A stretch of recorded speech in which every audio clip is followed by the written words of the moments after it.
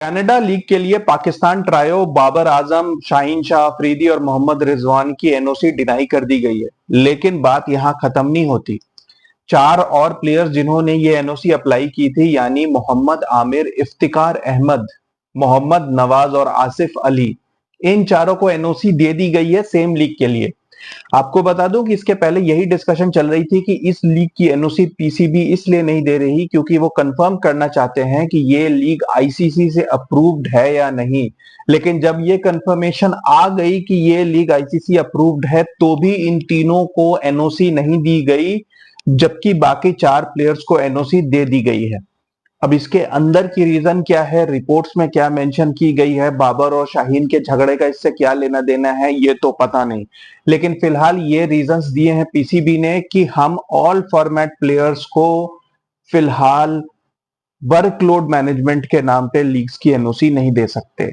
अब ये चीज आगे जाके कितनी बड़ी होगी ये कहना मुश्किल है, लेकिन उनका ये कहना है कि पाकिस्तान को अभी चैंपियंस ट्रॉफी तक या चैंपियंस ट्रॉफी के ठीक बाद भी 32 गेम्स खेलने हैं इंटरनेशनल, जिसमें कि 9 टेस्ट मैच, 9 ओडीआईज हैं और 14 टी20 इंटरनेशनल्स।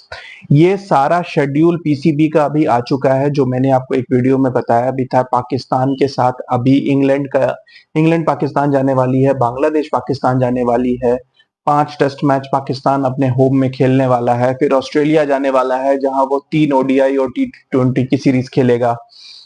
इन 6 गेम्स के बाद पाकिस्तान की टीम जाएगी साउथ अफ्रीका, जहां पर उनका एक फुल टूर है, यानी कि टेस्ट मैचेस, ओडीआईज और टी20। उसके बाद पाकिस्तान होम आएगा, वेस्ट इंडीज के साथ 2 टेस्ट मैचेस खेलेगा।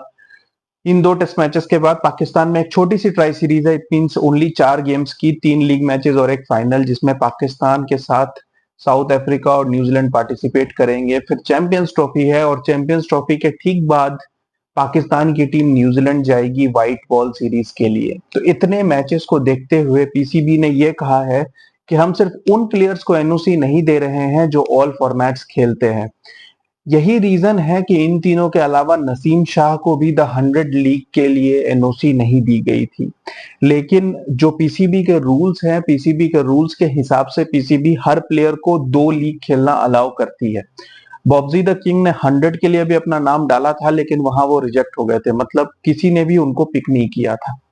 और अब Bobji the king NOC league खेलना, एनओसी मांग रहे थे कनाडा लीग के लिए, वो भी उनको नहीं दी गई है। तो अब ये जो पूरा साल है, इसमें बॉब्जी द किंग तो 2 लीग खेल ही नहीं पाएंगे। Same goes with Shaheen Shah Afridi and Rizwan. तो इस चीज को लेकर पीसीबी से वो क्या एक्स्ट्रा रेन्यूमरेशन मांगेंगे, कुछ एक्स्ट्रा पैसों की बात होगी, ये देखना पड़ेगा। क्योंकि अभी फिलहाल न्यूज ये भी आ रही है कि नए सेंट्रल कॉन्ट्रैक्ट में प्लेयर्स की डिमोशन की जाएगी, मतलब पैसे बढ़ाने की जगह पैसे घटाए जाएंगे और परफॉर्मेंस बेसिस पे ही पैसे दिए जाएंगे।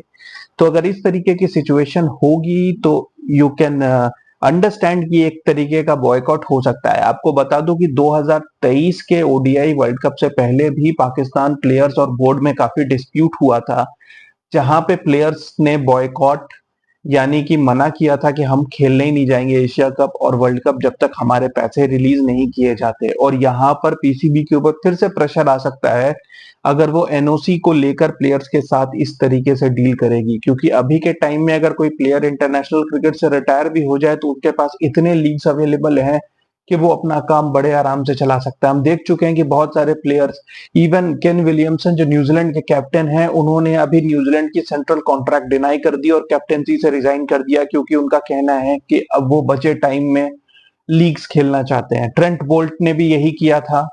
और अब आगे जाके ऐसे बहुत सारे प्लेयर्स मिलेंगे जो अपने कैरियर के आखिरी कुछ सालों में इंटरनेशनल क्रिकेट से रिजाइन कर देंगे ताकि वो ज्यादा लीग्स खेल सकें। डेविड वार्नर ने भी सेम चीज की थी, लेकिन डेविड वार्नर ने कहा था कि वो आईसीसी टूर्नामेंट्स के लिए अवेलेबल है। लेकिन अभी as per latest news, George बेली जो चीफ सेलेक्टर हैं ऑस्ट्रेलिया के, उन्होंने क्लियरली कह दिया है कि अब डेविड वार्नर को किसी भी तरीके के व्हाइट बॉल कंपटीशन या रेड बॉल कंपटीशन से तो वो एनीवेज रिटायर कर चुके हैं, इसके लिए कंसिडर नहीं किया जाएगा।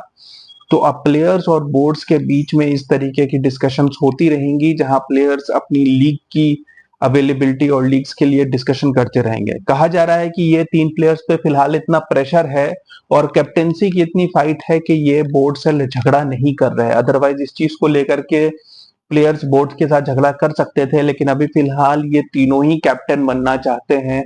इन तीनों के ही ऊपर काफी प्रेशर है क्योंकि इनकी performance up to the mark नहीं रही है। पाकिस्तान की परफॉर्मेंस भी काफी नीचे गई है। इसकी वजह से ये तीनों भी बोर्ड के साथ फिलहाल एग्रीमेंट में है और जब तक ये चैंपियंस ट्रॉफी नहीं हो जाता ये कोई शोर नहीं मचा रहे हैं। लेकिन अगले साल अगर किसी तरीके से एनओसी की डिनाइल्स हुई तो हो सकता है कि नेक्स्ट ईयर आपको बोर्ड और प्लेयर्स के बीच में एक झगड़ा देखने को मिले पाकिस्तान में। Keep watching guys, thank you.